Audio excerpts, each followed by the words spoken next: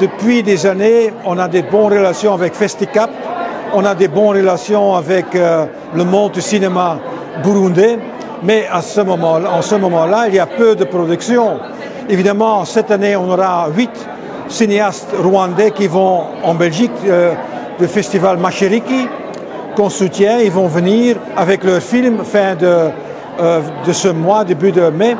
Et puis, évidemment, dans les courts-métrages, on a des sections Maghreb, Égypte, Maroc, Tunisie, mais on a aussi des films de Togo, on a aussi des films d'Afrique du Sud.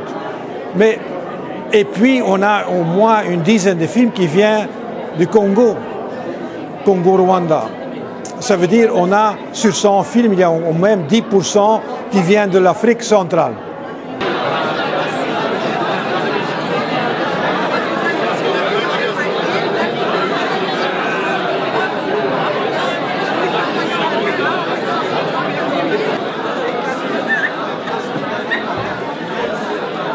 L'objectif du festival, c'est évidemment répandre le film africain ou les images faites par les Africains le plus possible en Belgique. Ça, c'est l'objectif.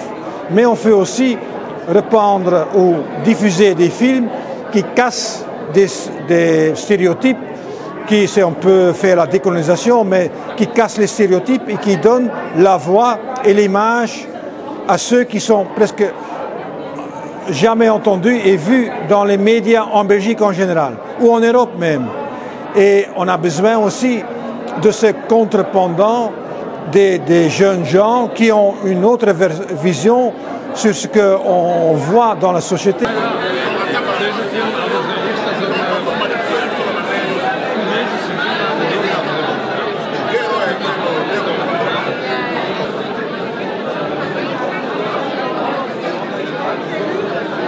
Par exemple, Eddie Munyaneza, il fait du cinéma qui est important socialement et qui met des images qui ne sont jamais vues parce qu'ils ne sont jamais pris par des gens de l'Europe ou d'Occident ou même d'autres. C'est lui, et ses films sont uniques.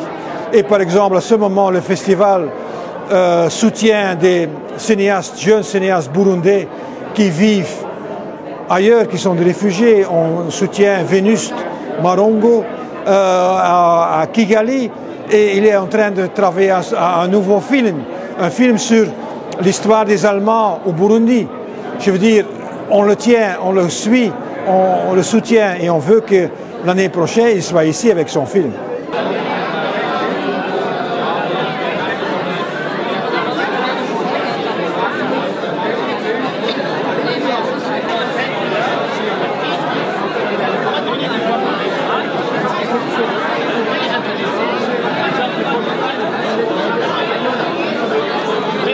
Normalement, on reçoit chaque année 2000 environ films courts-métrages de l'Afrique, 2000.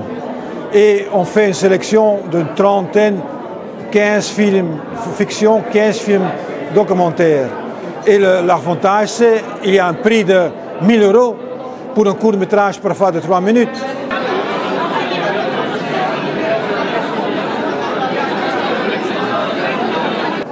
On suit aussi les gens. Certains gens comme Welke Bunge qui est sur notre affiche, on l'a déjà suivi depuis 10 ans, on voit ses films, parfois ces films ne sont pas sélectionnés, mais on le connaît. De ces 80 films qu'il a fait, on a sélectionné les derniers 5 ans ou 10 ans, 4 films. Mais maintenant c'est un grand cinéaste, on le connaît.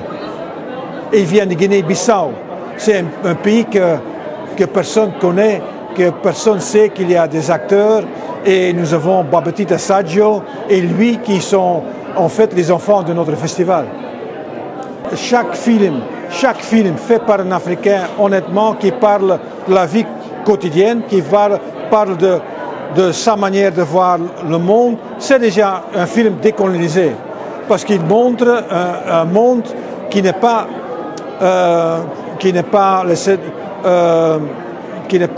fait par l'Occident, ni dans leur point de vue, ni dans leur grille.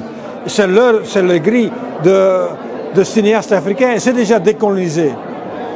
Et comme ça, la plupart des films qu'on a, c'est une forme de décoloniser l'image, parce qu'on donne le voix et l'image à ceux qui sont absents de nos paysages audiovisuels en Belgique. Cette année, on va faire une compétition spéciale, le diaspora belge ou le diaspora africain en Belgique. Et là, on a eu une trentaine de films, on a sélectionné 8. Mais chaque année, comme la nouvelle génération qui vit ici, fait de l'école de cinéma. Ça veut dire chaque année, il y a du bon matériel qui sort.